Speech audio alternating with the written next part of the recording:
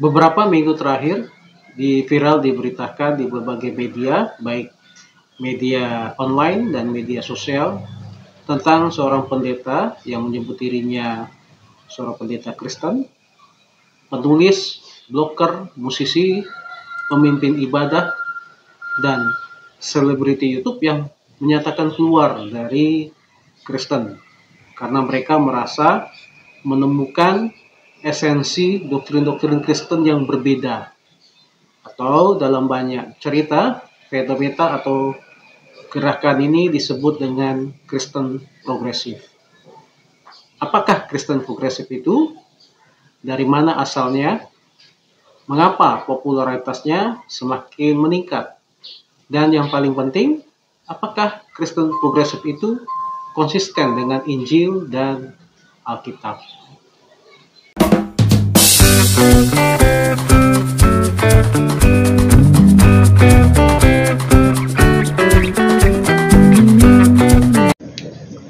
Suatu hari, seseorang Kristen yang sangat fanatik bernama Agustinus menemukan dirinya tersedot ke dalam suatu aliran sesat yang disebut dengan Manichaean atau Manichaeisme, yaitu suatu aliran yang menyatakan bahwa pendiri mereka yang bernama Mani adalah roh kebenaran yang Yesus janjikan akan datang setelah Yesus naik ke surga.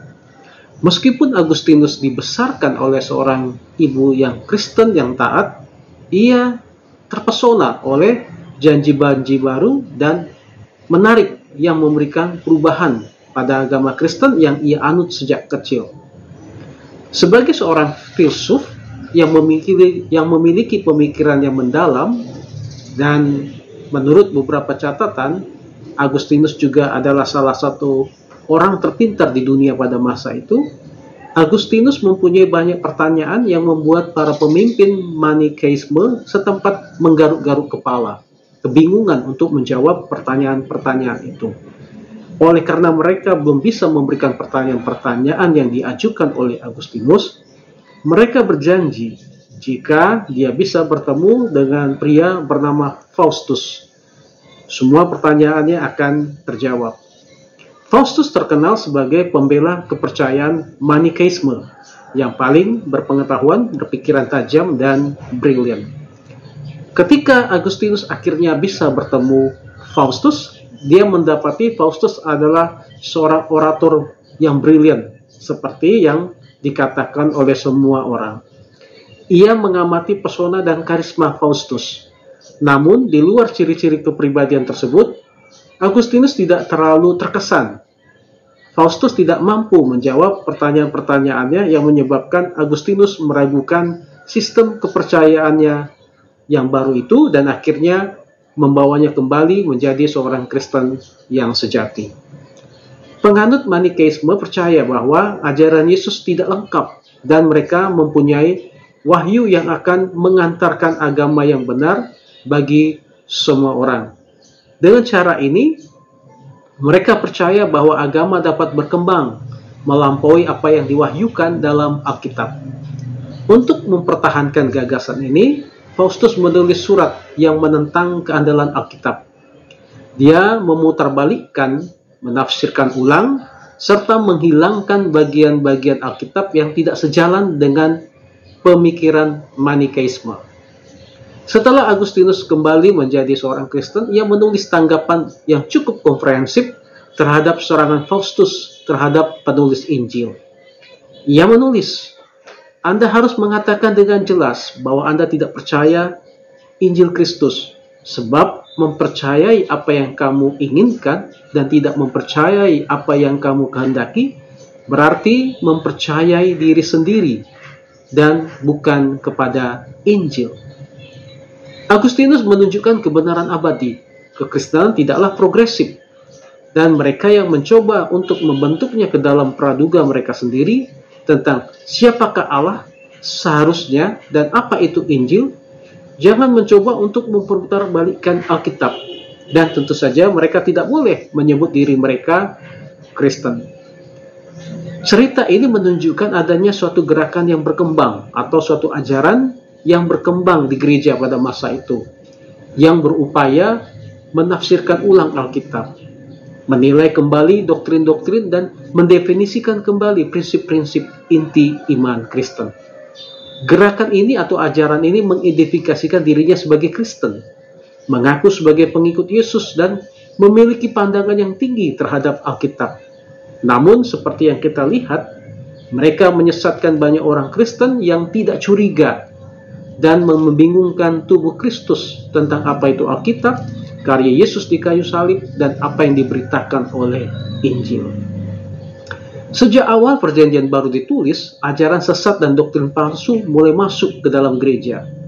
Bagaimanapun, Yesuslah yang memberitahu kita bahwa hal ini akan terjadi. Yesus berkata, hati-hati terhadap nabi-nabi palsu. Mereka datang kepadamu dengan menyamar seperti domba, tetapi sebenarnya mereka adalah serigala yang ganas. Yesus memperingatkan. Yesus tidak hanya meramalkan bahwa orang-orang Kristen akan tergoda oleh doktrin-doktrin palsu ini, tetapi juga menunjukkan bahwa ajaran-ajaran ini akan disebarkan oleh orang-orang yang mengaku sebagai orang Kristen. Mereka akan berpenampilan seperti domba, berjalan seperti domba, dan berbicara seperti domba. Namun, mereka bukanlah domba. Mereka adalah predator yang ingin memangsa domba.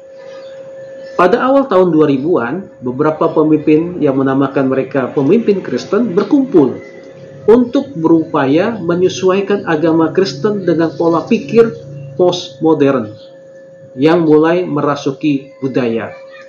Mereka mengkaji ulang metode yang digunakan gereja untuk menjangkau dunia dan mempertanyakan beberapa metode-metode evangelisasi modern yang menurut mereka terkesan lebih legalistik, munafik, dan murahan.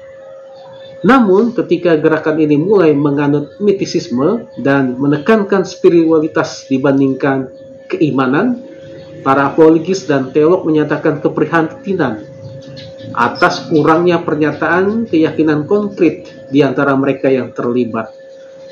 Para penganut atau pemimpin-pemimpin gerakan Kristen progresif ini dinilai dan dilihat tidak menunjukkan esensi iman mereka yang sebenarnya.